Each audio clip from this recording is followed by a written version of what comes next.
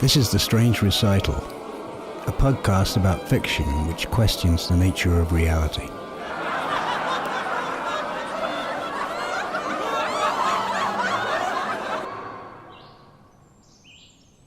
Right now the air is fresh and bright, warming after a frost. I'm grateful to need neither sweater nor jacket as I sit here on my deck. Sunshine and breeze wrestle to decide which controls the temperature.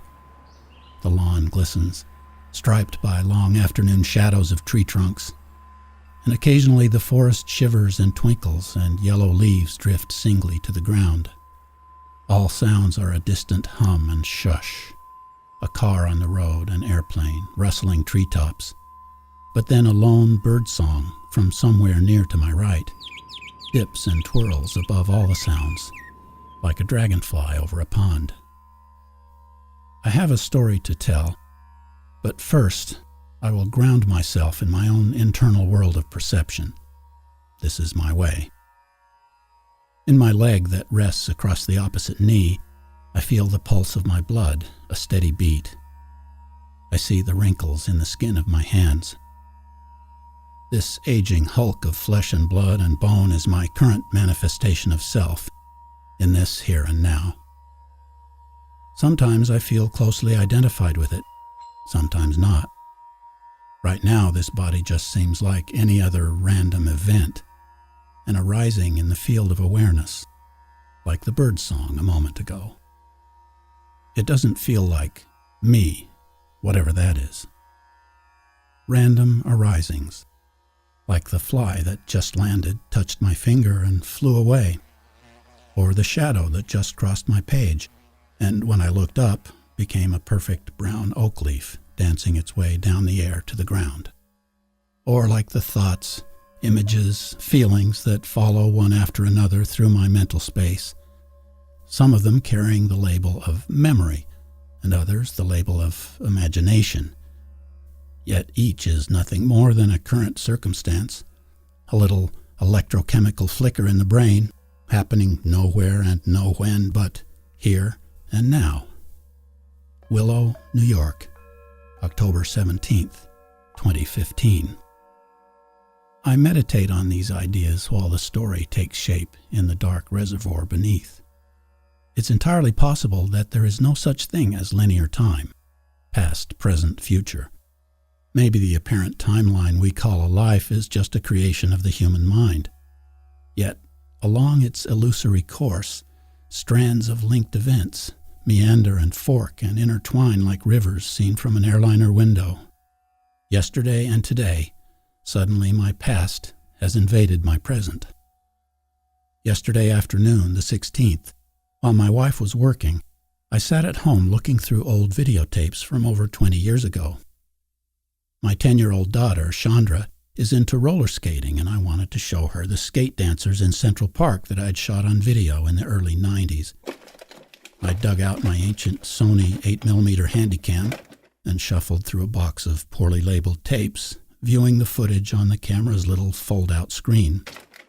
After several tries, I found a tape marked August 94 Park and fast-forwarded it until I saw skating footage. Tinny disco music blared out of the miniature speaker as I watched the graceful, funky dancers skating in circles. It's interesting what time will do. I had no memory of being the eye behind that camera, as if someone else had shot this scene. I watched as the camera panned across the crowd of tourists and gawkers. Then a gesture caught my eye, the flutter of a hand. A left hand wiping sweat from a brow, a flick of wrist, an angle of elbow, a moment gone. It echoed a memory, long repressed, of an inexplicable disaster, a wrenching turn in my path. I immediately stopped the playback and rewound the tape, back to where I'd seen the gesture. Yes, there he was. A man whose face was so bland it was easy to overlook, almost invisible. It was a face that had gradually dissolved into a blur in my memory, out of reach. But now, here it was again. The face of a man I once called double naught, as in no, none, a negation. A man like a black hole who shed no light. 2 decades had passed since I saw that face. I had hoped to never see it again. I spent the next hour looking with care through the rest of that tape and another one from the same summer. I kept my focus always on the background, the blur of passing strangers, that New York City human atmosphere that becomes almost invisible. I glimpsed him 2 more times, once at Bethesda Fountain and again on Central Park West. Gradually the revelation dawned. He had been following me. Even then, a full year before we met, before the events tumbled down on my head like a building collapsing, he had been there, watching me, planning.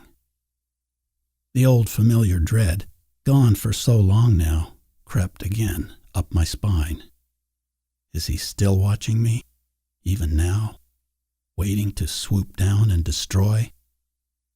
That discovery itself was unsettling enough, but there was also the fact of today's date, a date inextricably connected to the man on the tape.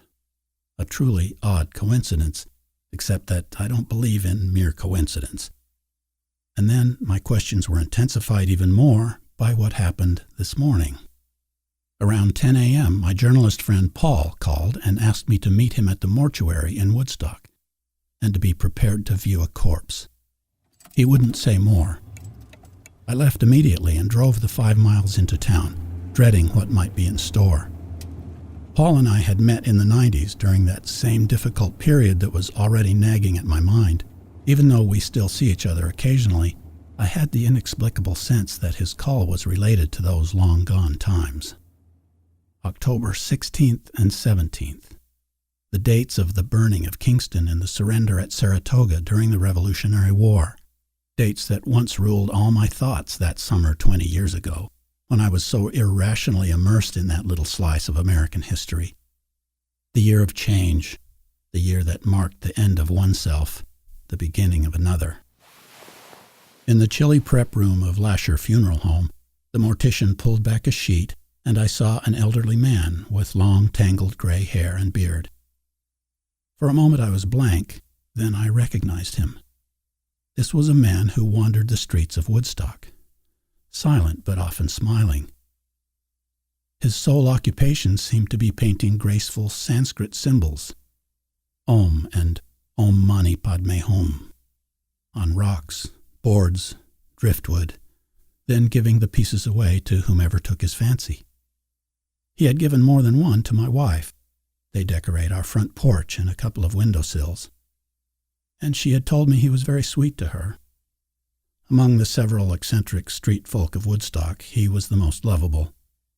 His death from a heart attack was a sad event for our town, yes, but I never knew his name or where he lived, and had never had any direct contact with him.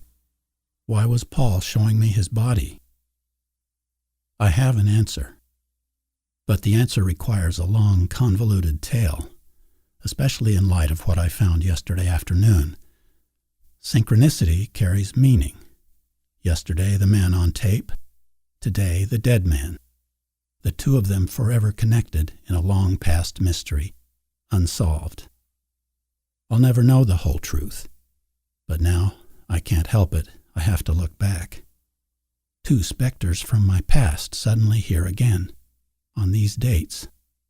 I have to go over the story once more, as if maybe this time it will make sense. That was the first chapter of Ponckhockie Union, written and read by Brent Robison. Ponckhockie Union was recently published by Recital Publishing.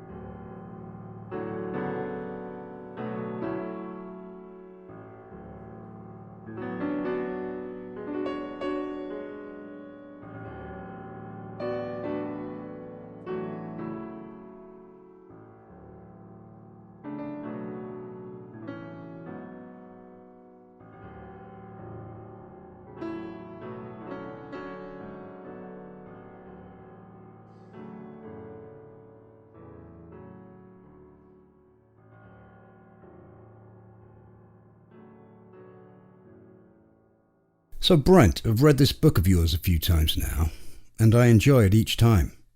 Good. Yeah, it kept me up through the night once. It seems to be a mystery story, but the mystery is as much in the mind of the protagonist as outside it. Was this something that just evolved while writing it, or was it a conscious intention? It was a very conscious intention. I didn't want to just write a whodunit. I wanted it to be more like a who am I, as opposed to a whodunit. And so the mystery in the mind of the protagonist is, for me, the most important part. And in fact, it was a goal of mine to be subtle and unclear about what is actually in the mind of the protagonist and what isn't. Well, yeah, mysteries are entertaining. Readers want to find out what's going on, so they keep turning pages. There's a pleasure in that, but unlike most mystery stories, this one has no clear resolution. Is resolution too final for you? Are you frightened of it? Or maybe you just don't want to be pinned down. I should say that I personally like that and wouldn't have it any other way. Well, I'm glad you felt that way about it. Maybe that's why we've been collaborators for some years now. Yeah. I don't have either fear of resolution or not wanting to be pinned down. It's really more an interest in getting at mystery with the capital M, not just the name of a genre. Because the truth about mystery is that it's a mystery, right? Yeah, right, exactly. In my view, the truth about the universe is primarily mystery. And so while there could be some threads that might get wrapped up, resolved, a bigger truth is to leave the mystery open. In fact, I'm quite dissatisfied by many mysteries in the genre that wrap things up because it feels essentially false to me when things are easily wrapped up. Now, there's a metaphor that runs underneath or above this story, a metaphor of fire. There's the burning of Kingston by the British Army, the fiery car crash that sets your protagonist off on his peradventures. Did the English burning of Kingston, and they didn't do such a good job, it's still standing, by the way, did that create the metaphor of fire I'm talking about? And then you followed it, letting it inform the story? Or was it a starting point, unconscious perhaps? Well, that one is a little harder for me to answer as to where it came from. As I began to concoct scenes in my head, there just seemed to be fire cropping up here and there. And then at some point, I decided to develop that a little further. The fact that the burning of Kingston is a key element really occurred, I think, later in the development of the story, but it turned out to be useful.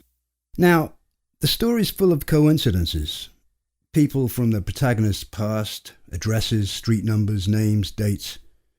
Do they have meaning or are they just random? Is coincidence a term to describe something that can't be explained easily? Something where agency is vague? Well, I appreciate your questions because they go deeper than often I may have been thinking.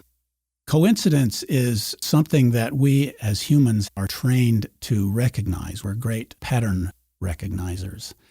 So coincidences can be seen as just the way numbers work or the way events work, that by pure randomness, things seem to line up with one another.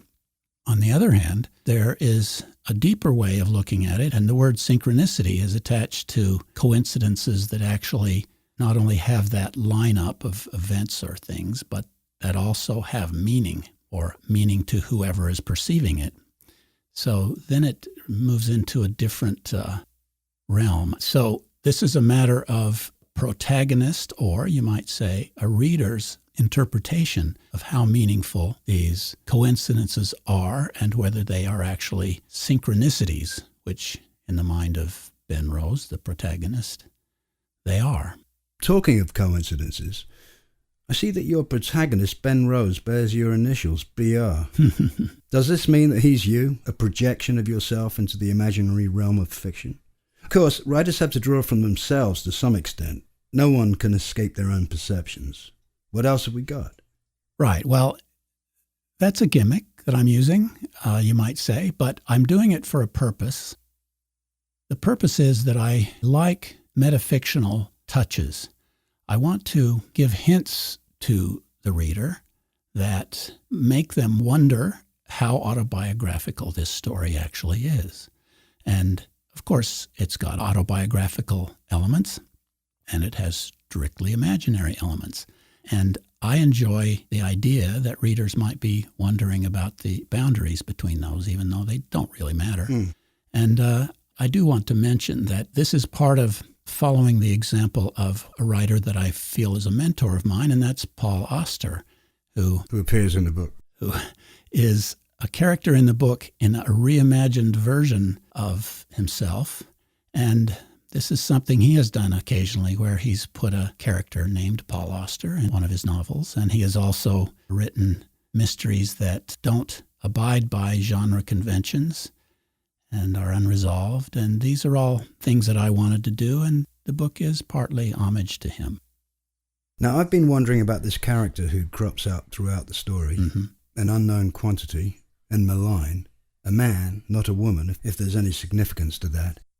He comes in different guises and names, which all begin with the letter N. He suggests nothingness or the negative. But why should nothingness be malignant? Is it that this character is some kind of allegorical representation of meaninglessness? Or perhaps of that entropic struggle? It takes more energy to hold a system together than to let it fall apart. The maintenance of civilization takes more effort than its dissolution. But this one seems to be conspiring. Why is he doing that? And who is this character? Well, maybe my hints were too subtle, but to answer who is this character on the deepest level, he is death, the fear of death. If that's a force that dissolves civilization, I didn't think of it on that level. I thought of it as a more personal, internal fear of ending. I don't think of nothingness necessarily as bad, but I chose his name because I was able to find a lot of nice combinations that hint at negation with N words and N names, and I liked that. Yeah, nice begins with N too, doesn't it? Nice? Yeah, nice begins with N. It does. I should have named him Nice Nobody or something. Yeah. Huh? Well, thanks, Brent, for answering all my inane... Sorry, just let me get this. Hello? Hey, it's Brent. Brent? But you're here in a... Where did you go? I left, but there's something else I wanted to say. Our listeners may wonder what the title means. I think they may be wondering more than that. Ponckhockie is a Native American word meaning land of ashes. It's the name of the neighborhood in Kingston, New York, where the British landed when they burned the city. And Union means a few things, of course. Partly it's the name of a church where something important happens to Ben Rose. How did you manage to slip out while we were talking? It's a mystery. A mystery wrapped up in an enigma. I thought Ponckhockie was a field sport, popular in the late 1970s. This is The Strange Recital, on the web at thestrangerecital.com. The music you heard beneath the story was Pulsefield by Peter Blum and David Budd. There was also a little snatch of disco music by Audionautics called Thump. After the story was an excerpt of the Piano Concerto for the Left Hand by Maurice Ravel. This piece was commissioned by Paul Wittgenstein, a pianist and the brother of the philosopher. He lost his right arm in the First World War, so Ravel wrote it for his left. Apparently, he didn't like it much at first. This is episode 19082.